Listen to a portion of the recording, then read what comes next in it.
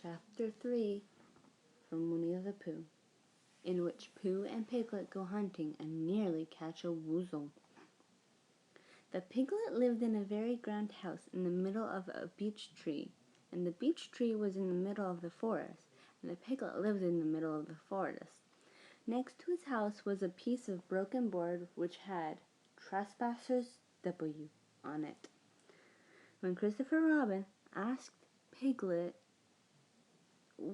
what it meant, he said it was his grandfather's name, and it had been in the family for a long time. Christopher Robin said you couldn't be called Trespassers W, and Piglet said yes you could, because his grandfather was, and it was short for Trespassers Will, which was short for Trespassers William, and his grandfather had two names in case he lost one. Trespassers after an uncle, and William after Trespassers.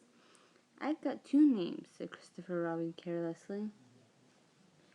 Well, there you are. That proves it, said Piglet. One fine winter's day, when Piglet was brushing away the snow in front of his house, he happened to look up, and there was Winnie-the-Pooh. Pooh was walking round and round in a circle, thinking of something else, and when Piglet called to him, he just went on walking. Hello, said Piglet. What are you doing? Hunting, said Pooh. Hunting what? Tracking something, said Winnie-the-Pooh very mysteriously. Tracking what? Said Piglet, coming closer. That's just what I ask myself. I ask myself what? What do you think you'll answer? I shall have to wait until I catch up with it, said Winnie-the-Pooh. Now look there, he pointed to the ground in front of him. What do you see there? Tracks, said Piglet. Paw marks. He gave a squeak of excitement. Oh, Pooh, do you think it's a woozle? It may be, said Pooh. Sometimes it is, and sometimes it isn't. You can never tell with paw marks. Oh, Pooh. With these few words he went on tracking, and Piglet, after watching him for a minute or two, ran after him. Winnie-the-Pooh had come to a sudden stop, and was bending over the tracks in a puzzled sort of way. What's the matter? Asked Piglet. It's a very funny thing, said Bear, but there seem to be two animals now. This, whatever it was, had been joined by another whatever it is, and the two of them were now proceeding in company. Would you mind coming with me, Piglet, in case they turn out to be hostile animals? Piglet scratched his ear in a nice sort of way, and said that he had nothing to do until Friday, and would be delighted to come in case it really was a woozle. You mean in case it really is two woozles, said Winnie-the-Pooh. And Piglet said that anyhow he had nothing to do until Friday, so off they went together. There was a small spinney of large trees just here, and it seemed as if the two woozles, if that is what they were, had been going round the spinney. So round the spinney went Pooh and Piglet after them, Piglet passing the time by telling Pooh what his grandfather Trespassers W had done to remove stiffness after tracking, and how his grandfather Trespassers W had suffered in his later years from shortness of breath and other matters of interest, and Pooh wondering what a grandfather was like, and if perhaps this was two grandfathers they were after now, and if so, whether he would be allowed to take one home and keep it, and what Christopher Robin would say. And still the tracks went on in front of them. Suddenly, Winnie-the-Pooh stopped and pointed excitedly in front of him. Look! What? Said Piglet with a jump. And then, to show that he hadn't been frightened, he jumped up and down once or twice in an exercising sort of way. The tracks, said Pooh. A third animal has joined the other two. Pooh, cried Piglet. Do you think it's another woozle?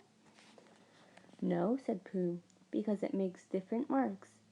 It is either two woozles and one, as it might be whizzle, or two, as it might be whizzles and one, if so it is woozle. Let us continue to follow them. So they went on, feeling just a little anxious now, in case the three animals in front of them were of hostile intent. And Piglet wished very much that his grandfather T.W. were there instead of elsewhere, and Pooh thought of how nice it would be if they met Christopher Robin suddenly, but quite accidentally, and only because he liked Christopher Robin so much.